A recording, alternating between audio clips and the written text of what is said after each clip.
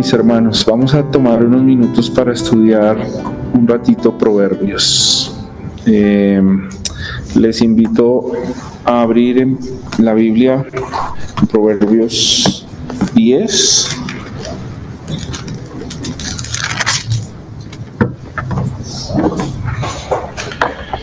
Wow. Proverbios 10. Miguel, si me sabe dónde están las Biblias de... ya. Proverbios 10. Voy a dar lectura a este pasaje. Es un pasaje siempre larguito. Entonces vamos a tratar de optimizar y ser muy eficaces con el tiempo, porque si no, no nos da para, a menos de que quieran hacer vigilia. Lo que pasa es que está haciendo frío. Aquí en Molinos, hermanos, yo estoy congelado. Pero bueno, vamos a leer. Permítanme una vez más orar por esto. Señor, bendice tu palabra, dirígenos mientras estudiamos. Te pido que me asistas con tu gracia mientras reflexionamos en este pasaje y que podamos tener nuestros oídos atentos a tu voz, Señor. Que podamos ver a Cristo también gloriosamente en las Escrituras. Amén y amén. Dice así el justo y el impío, los proverbios de Salomón. El hijo sabio alegra al padre, pero el hijo necio es tristeza para su madre. Tesoros mal adquiridos no aprovechan, pero la justicia libra de la muerte. El Señor no permitirá que el justo padezca hambre, pero rechazará la avidez de los impíos. Pobre es el que trabaja con mano negligente, pero la mano de los diligentes enriquece. El que recoge en el verano es hijo sabio, el que se duerme durante la siega es hijo que avergüenza. Hay bendiciones sobre la cabeza del justo, pero la boca de los impíos oculta violencia. La memoria del justo es bendita, pero el nombre del impío se pudrirá. El sabio de corazón aceptará mandatos, pero el necio charlatán será derribado. El que anda en integridad anda seguro, pero el que pervierte sus caminos será descubierto. El que guiña el ojo causa disgustos, y el necio charlatán será derribado. Fuente de vida es la boca del justo, pero la boca de los impíos encubre violencia. El odio crea rencillas, pero el amor cubre todas las transgresiones. En los labios del entendido se halla sabiduría, pero la vara es para las espaldas del falto de entendimiento. Los sabios atesoran conocimiento, pero la boca del necio es ruina cercana. La fortuna del rico es su fortaleza, la ruina de los pobres es su pobreza. El salario del justo es vida, la ganancia del impío castigo. Por senda de vida va el que guarda la instrucción, pero el que abandona la reprensión se extravía. El que oculta el odio tiene labios mentirosos, y el que esparce calumnia es un necio. En las muchas palabras la transgresión es inevitable, pero el que refrena sus labios es prudente. La lengua del justo es plata escogida, pero el corazón de los impíos es poca cosa. Los labios del justo apacientan a muchos, pero los necios mueren por falta de entendimiento. La bendición del Señor es la que enriquece, y Él no añade tristeza con ella. Como diversión es para el necio el hacer maldad, y la sabiduría lo es para el hombre de entendimiento. Lo que el impío teme vendrá sobre él, y el deseo de los justos será concedido. Cuando pasa el torbellino, ya no existe el impío, pero el justo un cimiento eterno. Como el vinagre a los dientes y el humo a los ojos, así es el perezoso para quienes lo envían. El temor del Señor multiplica los días, pero los años de los impíos serán acortados. La esperanza de los justos es alegría, pero la expectación de los impíos perecerá. Fortaleza para el íntegro es el camino del Señor, pero ruina para los que obran iniquidad. El justo nunca será conmovido, pero los impíos no habitarán en la tierra. De la boca del justo brota sabiduría, pero la lengua perversa será cortada. Los labios del justo dan a conocer lo agradable, pero la boca de los impíos lo perverso. Amén. Amén. Bueno, mis hermanos, permítanme mencionar algo importante para no solo para este capítulo, sino la sección de capítulos que se viene de aquí en adelante, que es más o menos hasta el capítulo 22. Aquí hay un giro en la instrucción que se nos ha venido dando, en el sentido en que los primeros capítulos abordan temas o abarcan temas un poco más concretos y más largos. Aquí empieza a haber una recopilación de dichos, o como se conoce, proverbios. No son, recordemos, es importante aquí esto, recordemos que los proverbios no son como sentencias o declaraciones de sentencia o de ley, sino más bien son principios para aplicar. ¿Listo? Entonces, creo que es el libro, digo creo porque no apunté la cita, no la recuerdo ahora bien, pero probablemente Reyes o Crónicas, hablando de Salomón. Creo que va a necesitar un poquito de agua. Dice que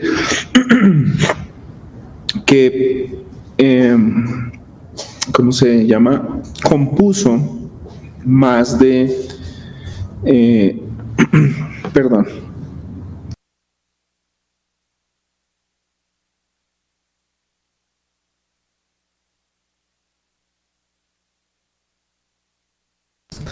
Ya, creo que ya me compuse. Dice que Salomón compuso más de 3,000 proverbios. Y Proverbios, el libro, no recoge todos esos proverbios. Probablemente pues algunos no quedaron escritos. Entonces esos proverbios tienen directrices de lo que su papá le enseñó y su mamá le enseñó, y eso quedó consignado. Y luego parece ser que a lo largo de su vida fue recopilando estos dichos, y esos fueron puestos aquí para el canon bíblico. Entonces, aquí cambia un poco nuestra dinámica de enseñanza, porque si ustedes se dan cuenta, aquí se abordan muchos temas. De hecho, uno podría irse por una serie de específicamente temática, digamos, vamos a tomar todos los versículos que hablen de economía, del corazón, de las palabras, porque así están presentados en los proverbios. Ahora, ¿cómo están presentados? Que es lo que va a ocurrir de aquí en adelante. Están presentados en un estilo literario que es poema judío, poema hebreo. Eso ya lo habíamos hablado en la introducción, y creo que Cami hace 8 días también lo mencionó. Y este poema está predominado por algo que se llama un paralelismo. En este pasaje específicamente tenemos 2 tipos de paralelismo. Un paralelismo que se llama paralelismo antitético y un paralelismo sintético. Predomina el paralelismo antitético, es decir, donde se contrarrestan 2 ideas. Si ustedes notaron en la lectura como a primera vista que hacemos, hay una palabra que es súper constante en este pasaje, y es el pero. Entonces, el justo hace esto, pero el impío hace esto. O al justo le pasará esto, pero al impío le pasará esto. Entonces es un contraste que tenemos ahí. El sintético no contrasta, sino como que aumenta la idea. Entonces, por ejemplo, ya no usa el pero, sino usa el y. Déjenme darles un ejemplo de esto. El versículo 10. Por ejemplo, es un paralelismo sintético. Dice, el que guiña el ojo causa disgustos, y el necio charlatán será derribado. Entonces, aumenta la idea para decirnos algo negativo, en este caso, del necio. Ahora, el antitético puede estar ahí mismo en el versículo 11. Fuente de vida es la boca del justo, pero la boca de los impíos encubre violencia. Es la idea totalmente contraria. Ahora, esto no es solo poesía. No es solo poesía, y no solamente es un género literario, sino que esto abarca una idea predominante en el pueblo de Israel, que es lo que le ocurre al justo y lo que le ocurre al impío. Podríamos hablar de las consecuencias que trae vivir alejado del temor de Dios, y las bendiciones que trae vivir cerca al temor de Dios, a la instrucción de Dios. Ese es como que se nos presentan los 2 caminos de la vida por las que una persona podría caminar. por la senda de la sabiduría o por la senda de la necedad. Y la intención de esto, hermanos, es que el Espíritu Santo inspira al autor para desafiarnos como audiencia a tomar una decisión. ¿En cuál de estos caminos vamos a caminar? Tenemos que tomar una decisión, si es el camino de la impiedad o el camino de la rectitud, el camino de la justicia.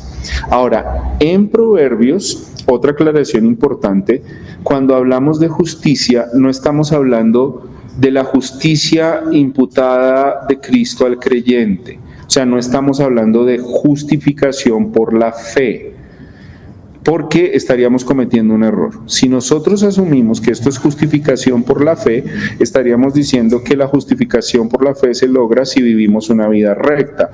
Es decir, en conclusión, estaríamos adquiriendo justificación por obras. Y ustedes saben que la Biblia es contundente que por obras no somos justificados. De hecho, el gran problema de los judíos fue ese, querer buscar una justicia propia a través del cumplimiento de la ley. Entonces, justificación como doctrina teológica de la sola fe o por la sola fe no está en este pasaje, sino este camino le está hablando, este capítulo nos está hablando para vivir una vida de rectitud conforme el Señor quiere, vivir principios conforme el Señor quiere. ¿Listo? Y estos principios han sido enseñados por los padres. Aquí podríamos tener ya dos líneas de aplicación. Si usted es padre y tiene hijos que están siendo instruidos en la Biblia, usted espera que ellos tomen una decisión y ellos en algún momento van a tomar una decisión. Entonces podríamos decir que una cosa es tener a nuestros hijos fácil y decirles, hey, mañana domingo te paras temprano, te alistas, vamos para la iglesia, y ellos dicen, ok, pero va a llegar un momento en el que ellos van a tener que decidir por sí mismos. Y van a decirte, sí, papá, voy contigo, o el día que se casen y no estén en la casa, pues tú no los puedes llamar a las 7 de la mañana a decirles, hijos, preparen el desayuno y nos vemos en la iglesia. No, ellos tienen que tomar una decisión. Y de alguna manera eso es lo que pasa aquí, como que del 1 al 9, los padres le han dado una exposición a sus hijos del temor de Dios, de la sabiduría de Dios, y del 10 en adelante como que les van a decir, tienen que tomar una decisión. O deciden vivir conforme a esto o vivir en contra de esto. Entonces, eso está en el versículo 1. Y miren que es muy importante esta introducción, que es también como una aplicación. ¿Por qué aplicación? Porque viene amarrado a todo lo que hemos visto en los otros capítulos. Los proverbios de Salomón, el hijo sabio alegra a su padre, pero el necio es tristeza para su madre. Entonces la necedad va a traer tristeza a nuestra propia vida y a quienes nos han instruido. La sabiduría va a traer alegría, va a traer gozo. Y esa es la idea aquí. Hay dos caminos: el camino del gozo y la tristeza, o la tristeza, y el camino de la sabiduría o el camino de la necedad. Indudablemente ambas van a conectar gozo y tristeza amarradas a eso, sabiduría y necedad. ¿Listo? Después de estos preliminares, entonces lo que yo hice, hermanos, el ejercicio para optimizar el devocional de hoy fue agrupar los versículos por temas. Y yo encontré que hay por lo menos 4 temas evidentes en los que los padres esperan que sus hijos vivan, miren esto, no solo una vida ética saludable, sino vivan conforme al temor de Dios. Eso es lo que se espera. Aquí podríamos decir que nosotros como padres esperamos eso de nuestros hijos, y Dios como padre es lo que quiere que nosotros como hijos hagamos. Y por ahí ya va a haber una conexión con el Evangelio. Y voy a decirles cuál es en este versículo 1. Que el Hijo de Dios vino en obediencia y cumplió satisfactoriamente todo lo que el Padre le dio para hacer, por lo cual el Hijo es el gozo completo del Padre y el Padre encuentra gozo en su Hijo. Eso lo vemos en el Evangelio. Es por eso que el Padre dijo de su Hijo Jesucristo: este es mi Hijo amado y en él tengo complacencia. Ahora, ¿cómo se aplica esta verdad del Evangelio a nosotros? Estimados hermanos, cuando nosotros estamos en Cristo, el Padre ya no nos ve en nuestras deficiencias, sino que en nuestra unión con Cristo, Él nos ve a través de Cristo y hay deleite para sus hijos y para su iglesia a través de la obra perfecta de Cristo.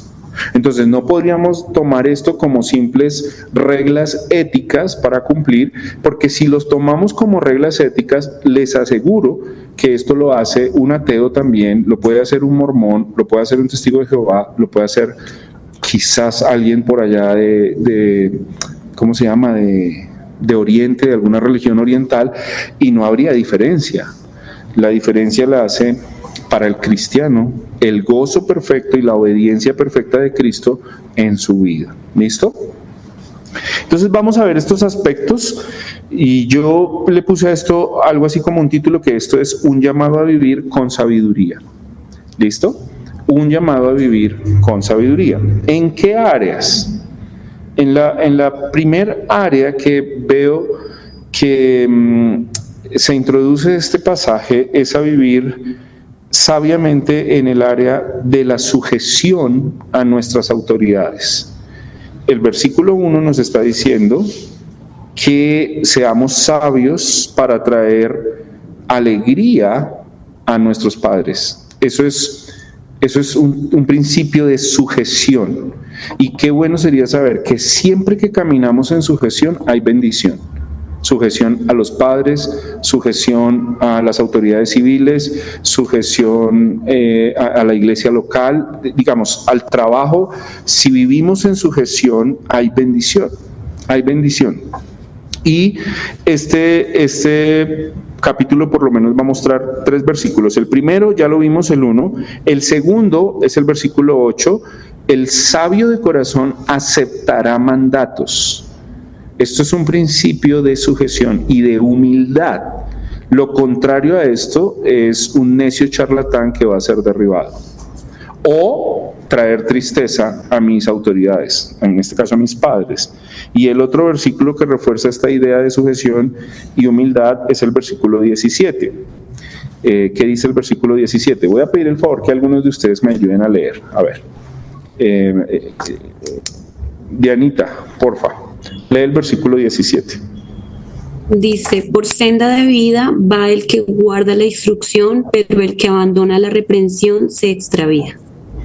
Ok, gracias. Entonces tenemos ahí una línea, digamos, melódica, que nos está diciendo, esta es la idea: sujeción, humildad. Acepta el consejo, acepta el mandato, acepta la corrección, acepta la instrucción. Lo contrario te va a producir problemas, te va a traer tristeza, te va a traer ruina, te va a traer necedad. ¿Listo? Segunda área importante donde el proverbista va a hacer énfasis y llamaba mi atención, yo lo puse aquí como a la ética del trabajo. Y la pregunta que me hacía es, bueno, entiendo que la sujeción sea primaria, en que en mi casa me digan sujétese, pero luego pensé, ¿por qué el trabajo? Y tengo una respuesta que no es definitiva, pero en la que he explorado, he invertido parte de mis pensamientos filosóficos. Mentiras, eso es una broma. Pero el punto es este. Yo creo que la instrucción que predomina en Proverbios hacia la ética del trabajo es porque ahí pasamos gran parte de nuestra vida trabajando y produciendo. Y es donde Dios forja nuestro carácter. Entonces miren lo que dice, es interesante lo que dice esto de la ética del trabajo. Tesoros mal adquiridos, verso 2, no aprovechan. La justicia libra de la muerte. Cuidado con los tesoros mal adquiridos. Esto aquí es la idea de enriquecerse de manera ilícita y de manera pronta. Mire que la Biblia no está condenando el tesoro, está condenando el tesoro mal adquirido. 3. El Señor nunca permitirá que el justo padezca hambre pero rechazará la avidez de los impíos. La palabra avidez tiene que ver como con una sagacidad voraz por adquirir riquezas rápidas. El que quiera tener avidez en el trabajo fácilmente cae en la tentación y en la trampa y hace daño a otros. ¿Listo? 4. Pobre es el que trabaja con mano negligente, pero la mano de los diligentes se enriquece. Aquí el paralelismo antitético es diligencia, negligencia. Miren que tampoco la Biblia está condenando en sí misma la pobreza, sino la negligencia que lleva a la pobreza. Eso es diferente. Porque cualquiera de nosotros podría caer en pobreza por una crisis, porque fracasó una empresa, o porque vino un terremoto y quedamos sin nada y quedamos en ruina. Pero lo que está condenando la Biblia es la mano negligente. La negligencia tiene que ver con digamos, abandono de la responsabilidad de manera consciente. No me interesa. Entonces miren las cosas que se van aquí. Se van formando. Pilas con, tengan cuidado con querer enriquecerse fácilmente. Tengan cuidado con la avidez, la avaricia. Tengan cuidado con la negligencia. Versículo 5, el que recoge en el verano es hijo sabio y el que duerme durante la siega es hijo de vergüenza. Aquí es pereza. La pereza trae ruina. ¿Bien? Esto es importante para nuestros hijos y para nosotros como grandes también, ¿no? La pereza nunca es buena amiga. La pereza solo es amiga de la ruina. Eso es algo que Proverbios va a enfatizar. Cuidado con querer enriquecerse rápido, cuidado con la avaricia, cuidado con la negligencia, cuidado con la pereza. ¿Dónde más hay énfasis del trabajo? Versículo 15 y 16. A ver, Orlando, porfa, ¿lo lees? 15 y 16. Sí, señor. 15 y 16 dice: las riquezas del rico son su ciudad fortificada, y el desmayo de los pobres es su pobreza. 16. La obra del justo es para vida, mas el fruto del impío es para pecado. Bien, aquí tenemos otras cosas que nos hablan. De alguna manera el 15 también tiene una idea de dónde se pone la confianza. Esto es interesante, ¿no? Digamos que este proverbio no está dando como algo positivo el hecho de que la fortaleza del rico sea su fortuna, sino que el rico lo que tiende a hacer es poner su confianza en su fortuna. Pero el rico pone su excusa en su pobreza, pone su excusa en su pobreza. Ahora, lo que luego el siguiente va a decir es que el tema es que el fruto que nosotros tenemos tiene que ver con lo que hacemos en la vida. Por eso el salario del justo es vida. Eso es como el fruto de lo que recoge, cómo actúa. Pero la ganancia del impío siempre le traerá castigo. Bien, y creo que también podemos ver el versículo 22. A ver, Jennifer, si quieres leerlo, por favor, 22, y luego Camilo Castro, 26. Versículo 22. La bendición de Jehová es la que enriquece y no añade tristeza con ella. Ok, gracias. 26. Dice: como el vinagre a los dientes y como el humo a los ojos, así es el perezoso a los que lo envían.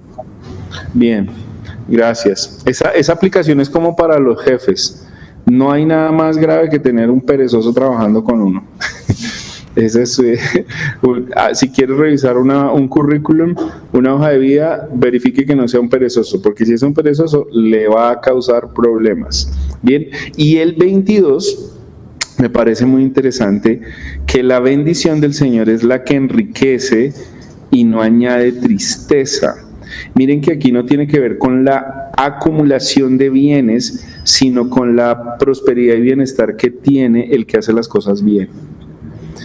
Cuando hay cosas que nos están causando tristeza en el ámbito laboral, que nos causan agonía, que nos causan ansiedad, creo que hay que revisar, no sea que estemos desfasados intentando suplir cosas pero perdiendo otras importantes. Recordemos eso, la bendición del Señor no añade tristeza. Bien. Otra área donde somos llamados a vivir con sabiduría es en el área de la comunicación. ¿Cómo nos relacionamos? Y eso tiene que ver con las palabras. En este capítulo hay varios versículos que nos van a hacer énfasis en esta área. Y prestemos mucha atención. Versículo 6. Hay bendiciones sobre la cabeza del justo, pero la boca de los impíos oculta violencia. Esto caracteriza al impío, ¿no?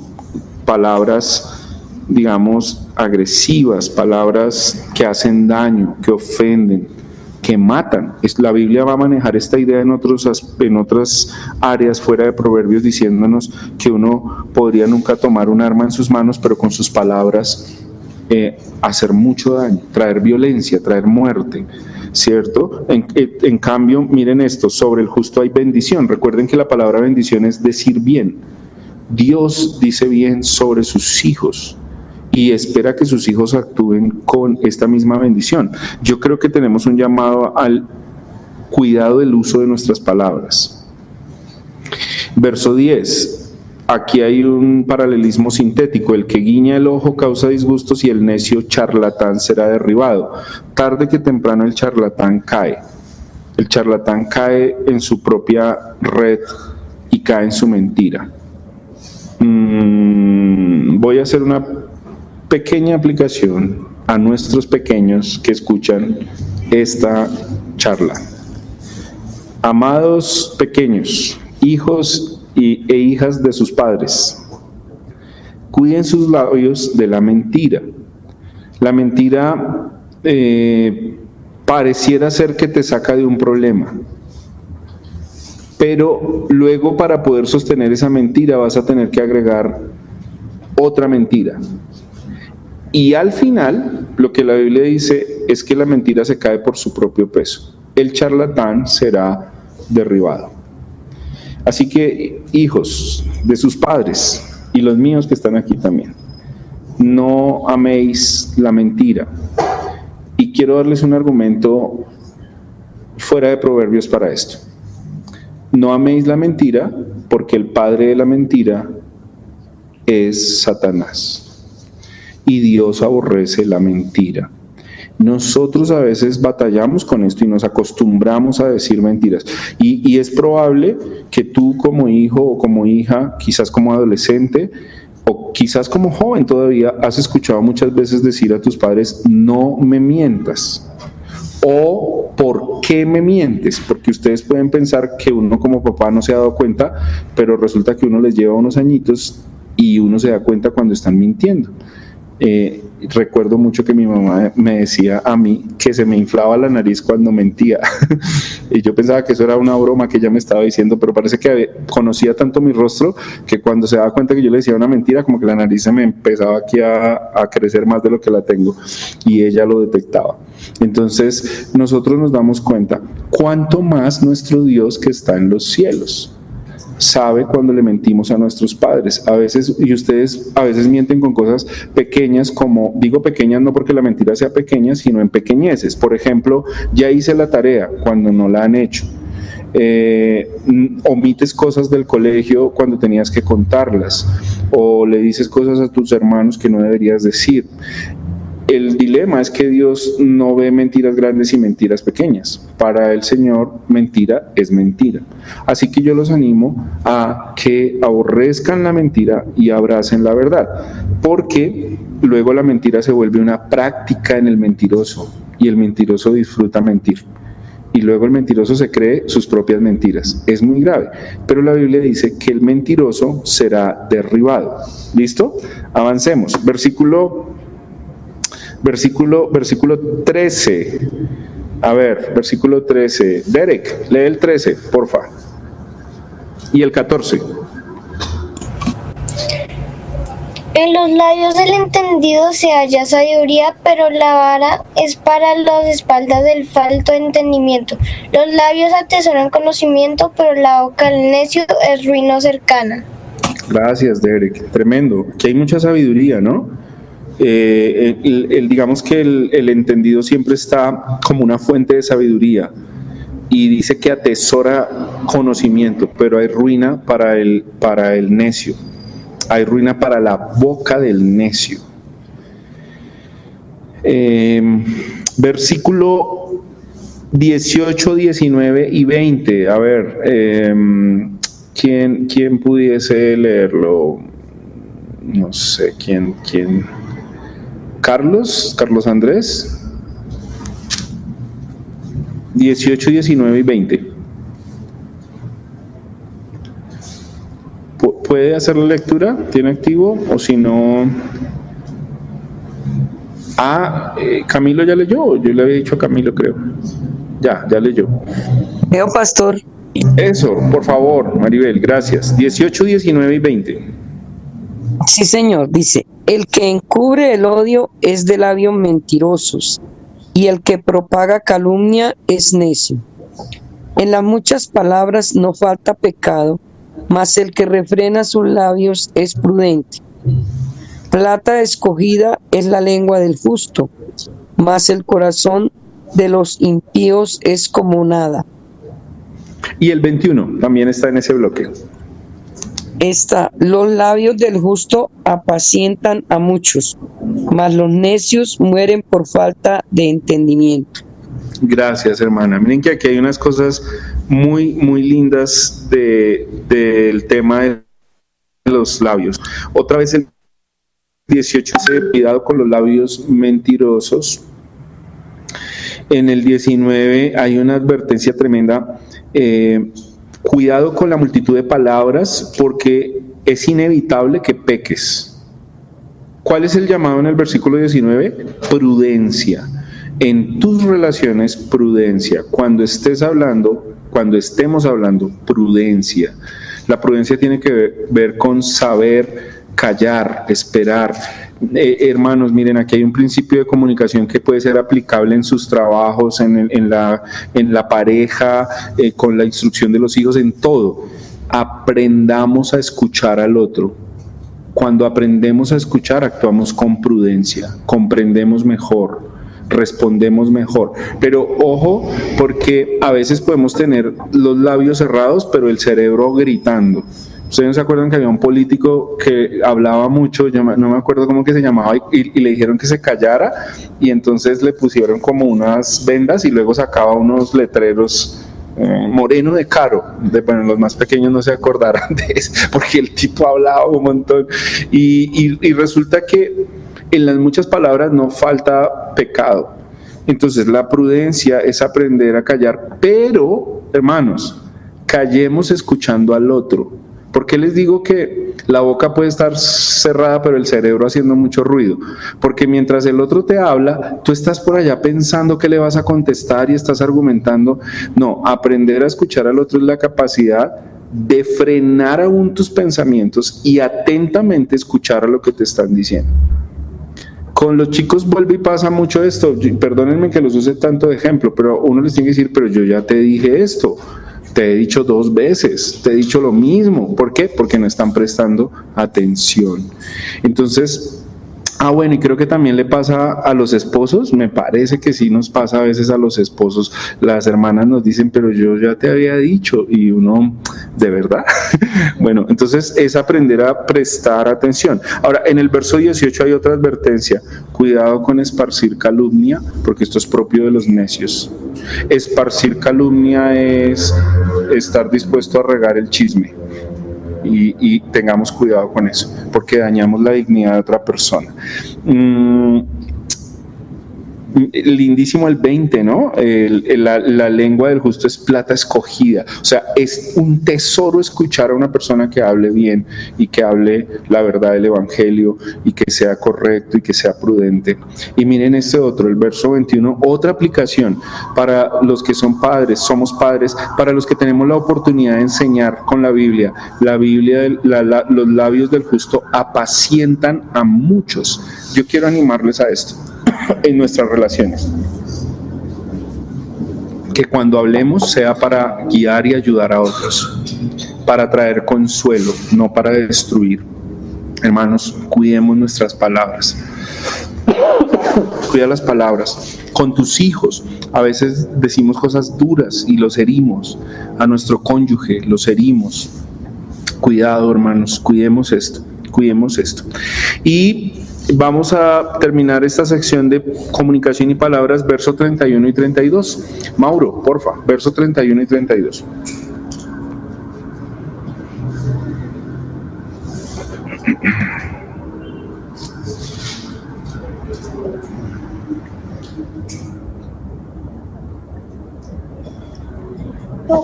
Ya.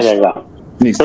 31 y 32 dice: de la boca del justo brota sabiduría, pero la lengua perversa será cortada. Los labios del justo dan a conocer lo agradable, pero la boca de los impíos lo perverso. Aquí hay unos desafíos, gracias Mauro, sobre lo que sale de nuestros labios. De la boca del justo brota o emana. La idea ahí es como una fuente donde nace el agua. ¿Qué está brotando en nuestros labios? Porque la lengua perversa va a ser cortada y la boca del impío es perversa. Aún saben, hermanos, nosotros debemos tener cuidado cuando en nuestros labios emanan ingratitud, queja, amargura. Hermanos, el Evangelio nos llama a esto, a que de nuestros labios emane sabiduría. Y creo que una de las cosas para poder hacer esto es mantener una constante relación con el Señor a través de su palabra, porque entre más seamos alimentados de la Biblia, más tenemos una fuente de sabiduría y de bendición para comunicar a otros. Bueno, un aspecto más: la integridad, la seguridad y la integridad que encuentra el que es llamado a vivir con sabiduría. Versículo 7, nos vamos a devolver a esta última sección de versículos. Permítanme leerlo. El 7 dice: la memoria del justo es bendita, pero el nombre del impío se pudrirá. Digamos, las acciones del impío son efímeras y se desvanecen, pero miren que el que actúa con justicia es recordado para bien. Esto es caminar con integridad. Qué lindo que nosotros podamos recordar a nuestros antecesores como personas íntegras que nos bendijeron. Y si el Señor Jesucristo no ha venido y nosotros el día de mañana ya no estamos, que la siguiente generación nos recuerde con bendición. Eso es lo que está diciendo este texto. Así que vale la pena vivir en integridad y vale la pena vivir. Versículo 9. El que anda en integridad anda seguro, pero el que pervierte sus caminos será descubierto. Hermanos, no hay nada mejor que caminar con tranquilidad. De eso se trata la integridad. Que no nos puedan acusar, que no nos puedan señalar. Es vivir irreprochablemente, irreprensiblemente. Es el camino de la integridad y es posible a través del Evangelio. Versículo 23 al 25. A ver, Jennifer, una vez más, ayúdame a leer 23 al 25, por favor. El hacer maldad es como una diversión al insensato, mas la sabiduría recrea al hombre de entendimiento. Lo que el impío teme, eso le vendrá, pero a los justos les será dado lo que desean. Como pasa el torbellino, así el malo no permanece, mas el justo permanece para siempre. Amén. Gracias. Este aspecto me parece interesante porque si hablamos de una ética del trabajo que tenía que ver con el carácter, hablamos de las palabras que tiene que ver con la comunicación, hablamos de cómo aceptamos el mandamiento que tiene que ver con humildad. Cuando hablamos de seguridad y de integridad, hablamos del corazón, de los motivos del corazón. Y miren, 23, la pregunta que yo haría aquí es: ¿en qué encontramos complacencia? ¿En qué nos deleitamos? Porque el impío encuentra deleite en hacer maldad, pero él va a ser castigado por esto. El creyente, ¿dónde encuentra deleite? Esa es una buena pregunta. ¿En qué encuentra deleite mi corazón? Versículo 24, ¿Qué es lo que estoy deseando? Porque el impío tienes un temor, pero dice, eso le va a venir encima. Pero para el justo el deseo le será concedido. ¿Qué es lo que desea nuestro corazón? Y concluye esta sección de versículos diciendo, cuando pasa el torbellino ya no existe el impío, pero el justo tiene un cimiento eterno, es como una roca firme, porque camina seguro y camina en integridad. No importa que no avance mucho como los impíos. ¿Recuerdan a Asaf? Cuando miré a los impíos mi corazón se estaba entristeciendo porque veía que ellos avanzaban y como que rápido conseguían, y yo que te sirvo, Señor, y que te amo. ¿Nunca han orado esto? ¿Cierto que sí hemos orado? Señor, pero yo soy fiel, Señor, pero yo hago esto, Señor, Señor, Señor. No te preocupes porque estás en un cimiento eterno. Estás en un cimiento eterno. ¿Bien? Y quizás la otra sección, versículo 27 al 30, vamos a leerlo. A ver, una vez más, que un hermano que yo no haya mencionado, lo que pasa es que no estoy seguro si todos pueden leer, pero alguien que quiera leer, versículo 27, 28, 29 y 30. Pastor, buenas noches. Dale, sí, buenas noches. El temor del Señor multiplica los días, pero los años de los impíos serán acortados. La esperanza de los justos es alegría, pero la expectación de los impíos perecerá. Fortaleza para el íntegro es camino del Señor, pero ruina para los que obran iniquidad. El justo nunca será conmovido, pero los impíos no habitarán en la tierra. Amén. Gracias, Caitlin. Esta es otra sección tremenda, hermosísima. En el verso 27 hace alusión al temor del Señor, que es lo que Proverbios ha venido insistiendo. La sabiduría consiste en temer al Señor, y esto trae largura de días, esto trae longevidad.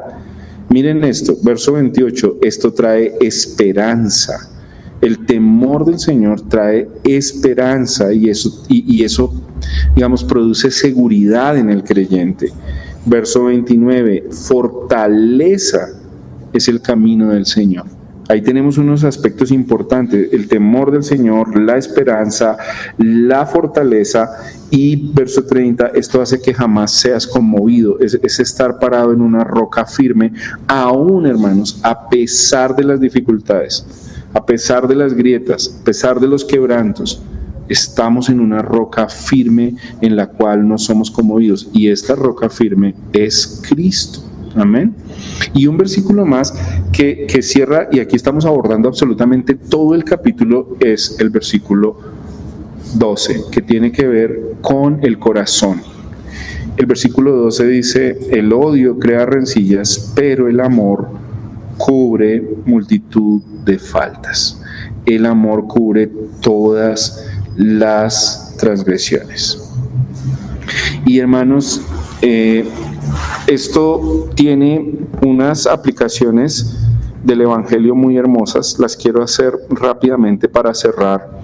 Yo animo a que este capítulo lo podamos leer otra vez durante la semana y meditemos en qué de estas áreas nosotros necesitamos confiar en el Señor.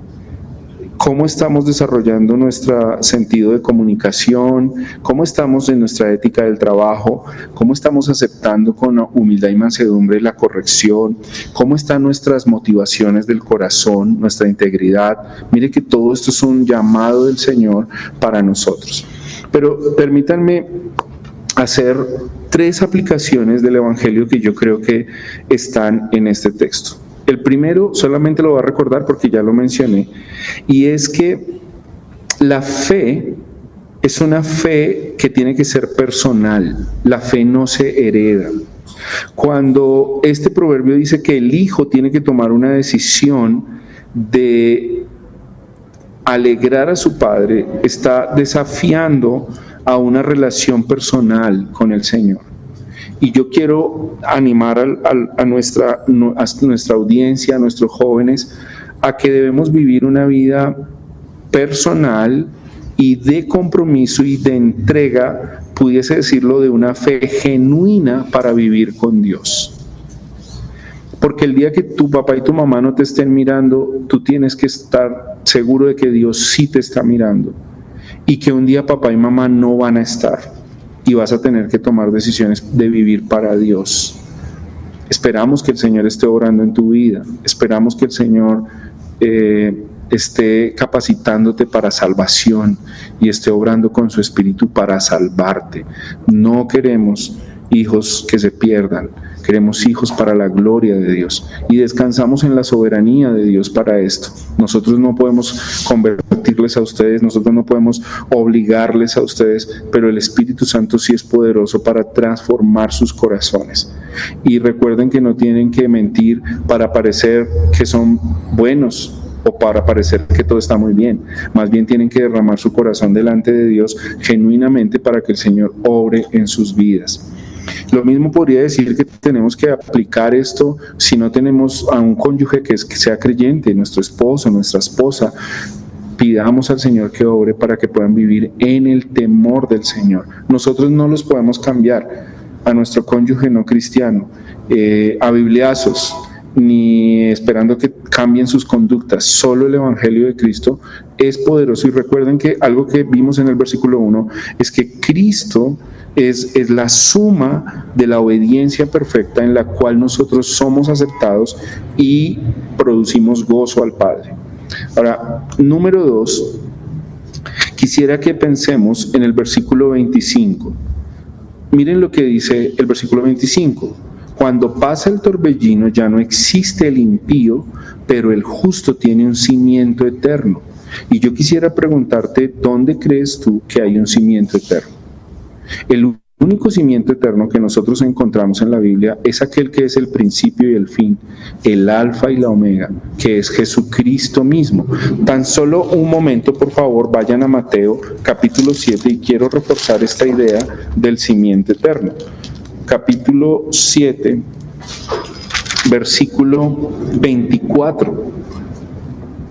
De hecho, en la Biblia de las Américas lo titula Los dos cimientos. Por tanto, 7:24 de Mateo, cualquiera que oye estas palabras mías, dice Jesús, y las pone en práctica, será semejante a un hombre sabio que edificó su casa sobre la roca. Cayó la lluvia, vinieron los torrentes, soplaron los vientos y azotaron aquella casa, pero no se cayó, porque había sido fundada sobre la roca. Todo el que oye estas palabras mías y no las pone en práctica será semejante a un hombre insensato que edificó su casa sobre la arena. Y cayó la lluvia, vinieron los torrentes, soplaron los vientos y azotaron aquella casa y cayó, y fue grande su ruina. Cuando Jesús terminó estas palabras, las multitudes se admiraban de su enseñanza porque les enseñaba como uno que tiene autoridad y no como los escribas. Hermanos, ¿cuál es esa simiente eterna? Esa simiente eterna es Cristo mismo. Él es la roca eterna, su vida es la roca eterna, su manifestación, sus palabras. Y dice, el que me oye estas palabras y las pone en práctica. Necesitamos oír sus palabras y ponerlas en práctica. Necesitamos ser transformados en nuestro corazón para que, como dice Proverbios 10, estemos con justicia, ahora sí, con la justicia de Cristo, la cual hace que tengamos un cimiento eterno. Y déjame darte una palabra de aliento, porque aquel que está en Cristo jamás será conmovido. Aquel que está en Cristo jamás volverá atrás. Aquel que está en Cristo, dice la Biblia, nadie lo arrebatará de mi mano. Ese es el cimiento eterno, hermanos. Qué glorioso estar en Cristo Jesús. Grandes y pequeños podemos estar en Cristo Jesús. Y por último, quisiera mencionar que el versículo 12 probablemente para nosotros sí tenga la siguiente alusión. Aunque nosotros no tengamos el amor suficiente para cubrir el pecado y las transgresiones, hay uno que sí lo tuvo para todos nosotros, y este es Cristo, que dice la Escritura que de tal manera nos amó para redimir nuestro pecado. Entregó a su Hijo para que redimiera nuestro pecado, y con su muerte sacrificial y su amor ha cubierto multitud de pecados. Así que yo te animo a confiar hoy plenamente en Cristo y que encuentres gozo pleno solo en Él. Amén.